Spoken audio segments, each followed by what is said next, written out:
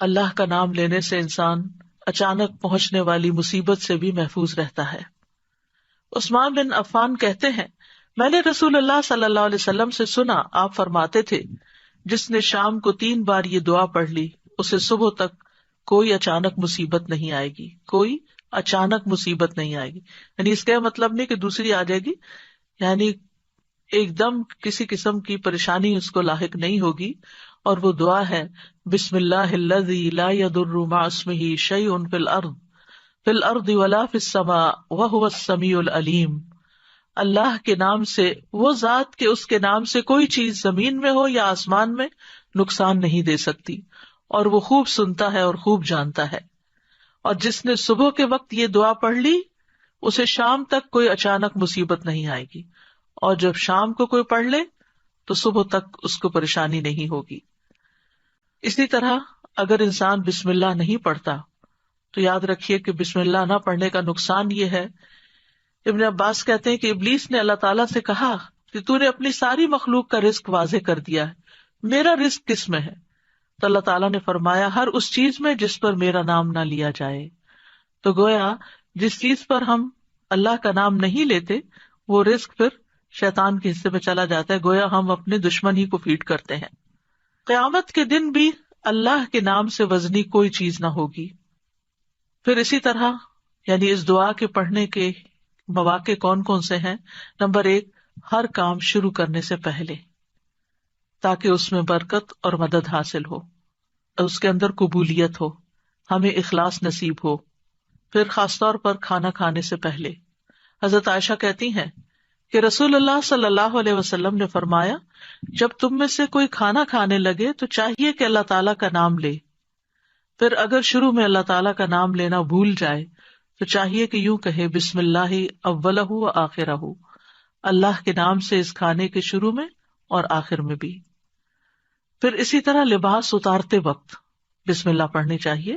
انس رضی اللہ عنہ سے روایت ہے کہ نبی صلی اللہ علیہ وسلم نے فرمایا، جنوں کی آنکھوں اور بنی آدم کی شرمگاہوں کا پردہ یہ ہے کہ جب ان میں سے کوئی اپنے کپڑے اتارے تو بسم اللہ پڑھ لے، یعنی اتارنے سے پہلے پڑھ لے، تو جن اور شیاطین کی نظر نہیں لگتی۔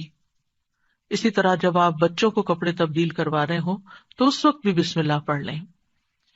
اسی طرح بیت الخلاء جاتے وقت یعنی اندر پاؤں رکھنے سے پہلے بسم اللہ پڑھ کے دروازہ کھولیں۔ حضرت علی رضی اللہ عنہ روایت کرتے ہیں، کہتے ہیں کہ رسول اللہ صلی اللہ علیہ وسلم نے فرمایا، جنوں کی آنکھوں اور بنی آدم کی شرمگاہوں کا پردہ یہ ہے کہ جب ان میں سے کوئی بیت الخلاء جائے تو بسم اللہ پڑھ لے، کیونکہ جب انسان ننگا ہوتا ہے تو حفاظت کے فرشتے اس سے دور چلے جاتے ہیں، تو اس وقت حفاظت پھر کس سے حاصل ہوگی؟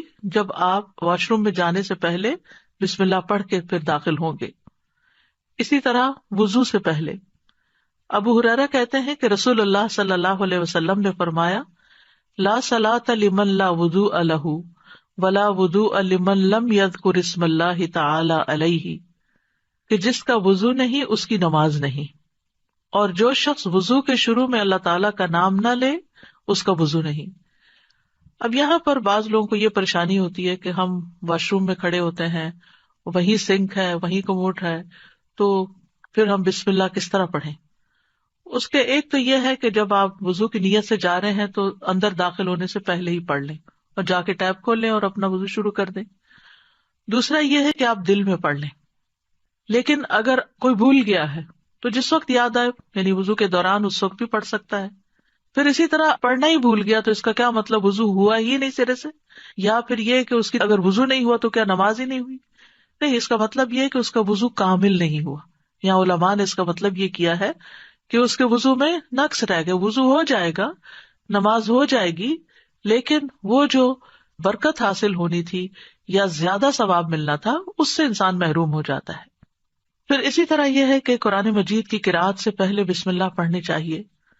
قتادہ سے روایت ہے، وہ کہتے ہیں کہ انس رضی اللہ عنہ سے سوال کیا گیا کہ نبی صلی اللہ علیہ وسلم کی قرأت کیسی تھی، تو انہوں نے بیان کیا کہ آپ صلی اللہ علیہ وسلم کھینچ کر پڑھتے تھے، پھر آپ نے بسم اللہ الرحمن الرحیم کو پڑھا، یعنی بسم اللہ الرحمن الرحیم، یعنی مد کے ساتھ پڑھتے تھے، الرحمن کو اور رحیم کو بھی کھینچ کر تلاوت کرتے تھے.